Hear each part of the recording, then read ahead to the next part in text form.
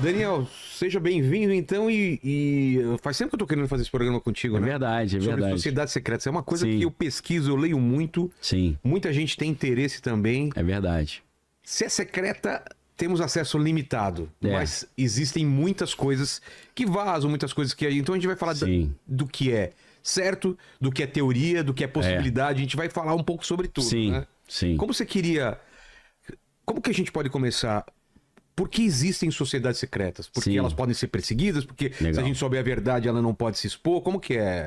É exatamente isso. Você pensa assim, nos Estados Unidos. Estados Unidos é um país recheado de sociedades secretas, até nas universidades, né? É mesmo? Todas as universidades têm as suas sociedades secretas. Acho que a mais famosa é a da Universidade de Yale, né? Que é o Skull and Bones, né? Que é famosa aí. Pô, essa é famosa e de gente... Só graúdo, só peixe graúdo ali. Vários presidentes americanos foram Bonesmen, como eles chamam, né? Da Skull and Bones.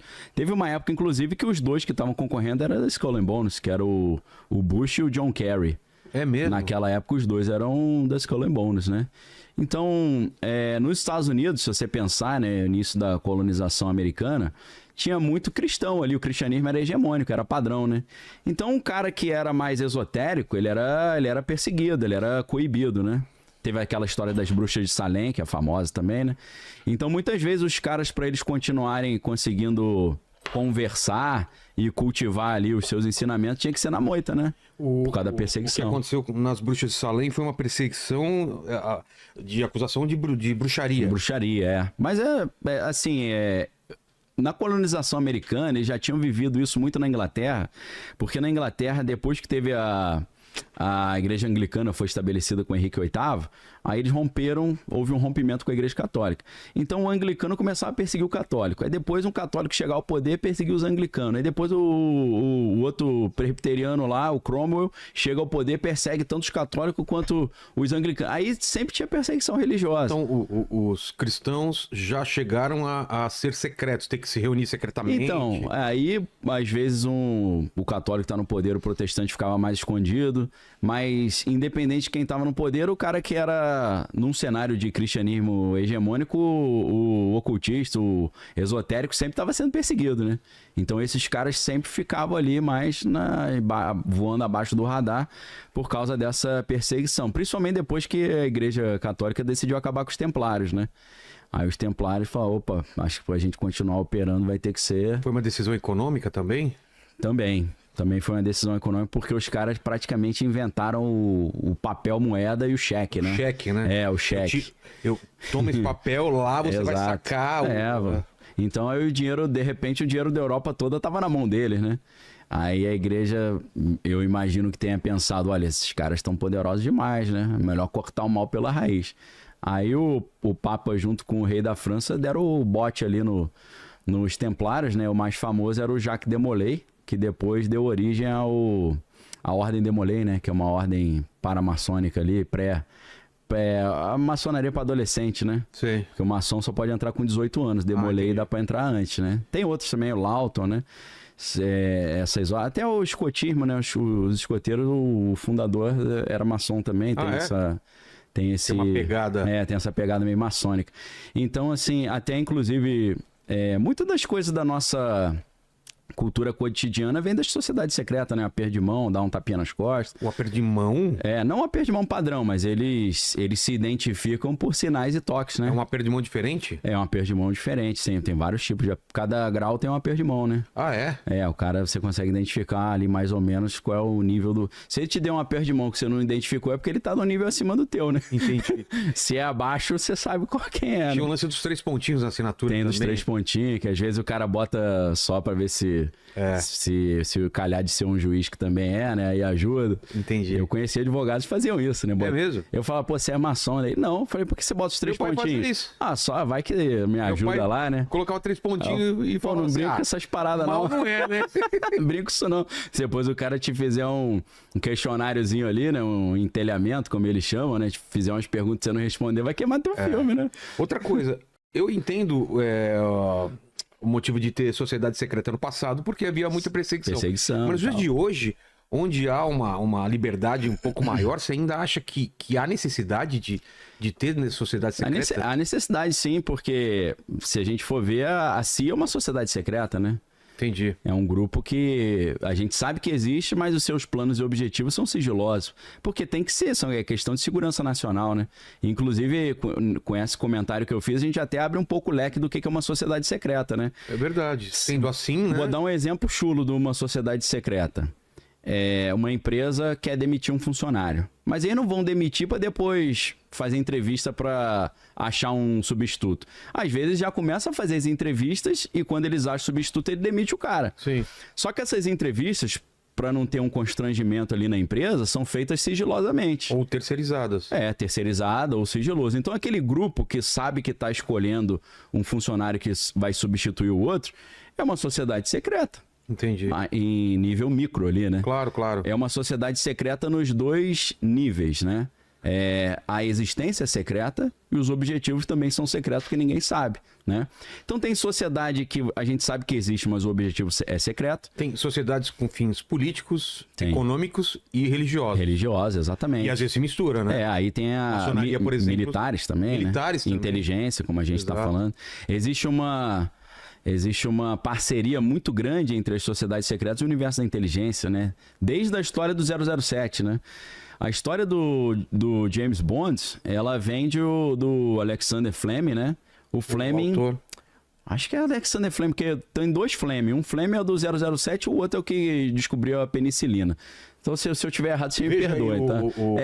Criador do 007. Agora eu qual dos dois Fleming, né? Esse cara era da inteligência da Marinha da Inglaterra, né? A Marinha Real do Reino Unido. Pô. E ele era um grande pesquisador desse universo aí da inteligência. Ele descobriu que um dos primeiros espiões, assim, do Reino da Inglaterra, na época ainda da Elizabeth I, filha do Henrique VIII, era um cara chamado John Dee. E o John Dee, não é só a letra D, não, é D-E-E. John Dee, D-E-E.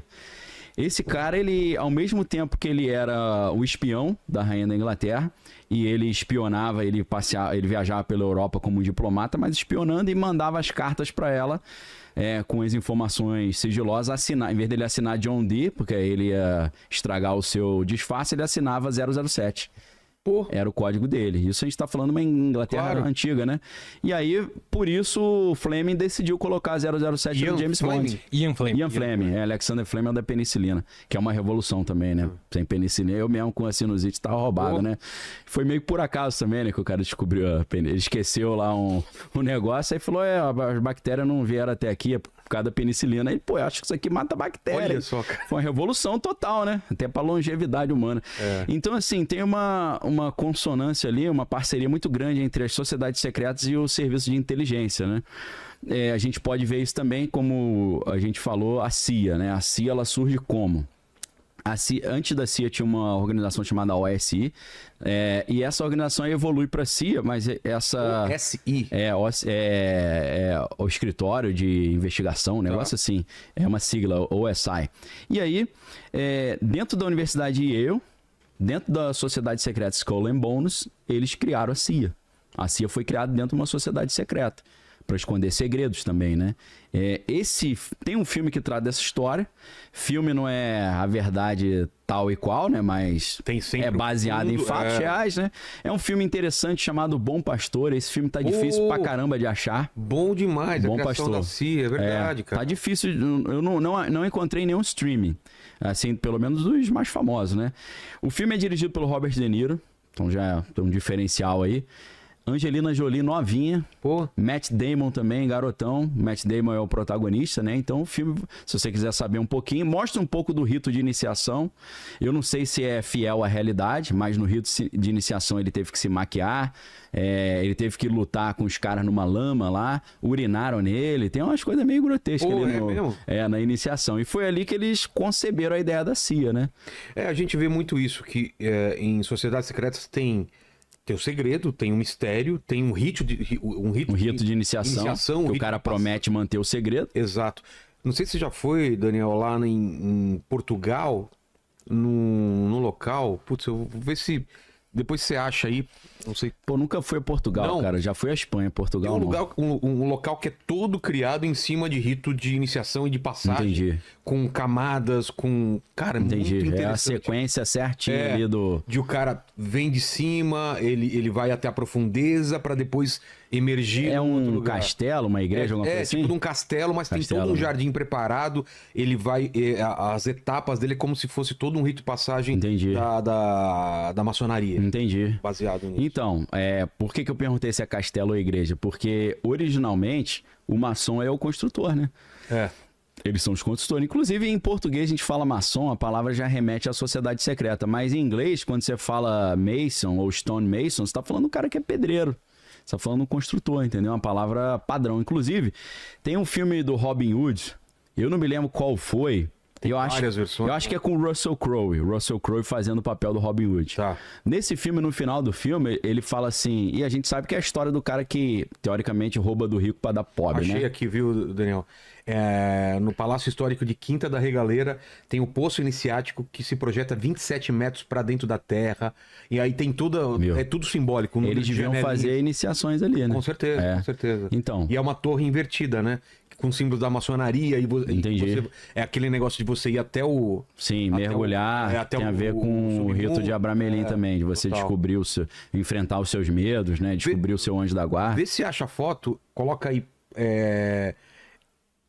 Poço Iniciático, Quinta da Regaleira, uma foto de cima, assim, que mostra todos os degraus, assim, né? Sim. Então, nesse filme do Robin Hood, no final do filme ele fala, eu lembro em inglês, ele fala, my father was a stone mason, né? Aí ele tá falando, meu pai era um pedreiro. Mas, na verdade, aquilo ali já é meio um código, né? Será?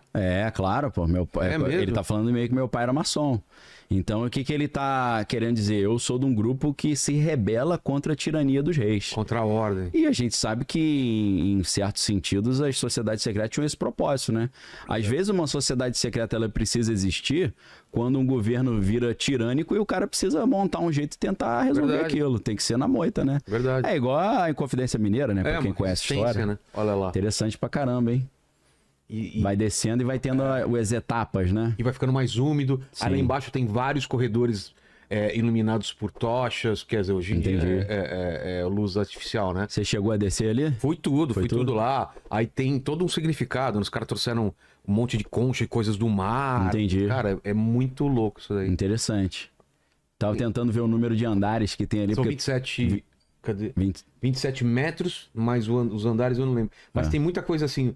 número de degraus, número de... tudo essas janelinhas. Preciso. É tudo preciso. Tudo uma simbologia. A numerologia é importantíssima para eles, né? Não só porque os caras eram engenheiros e arquitetos, né? Então o número, né? Os cálculos têm que ser precisos, mas a parte mística do número também, que vem desde o Pitágoras, né?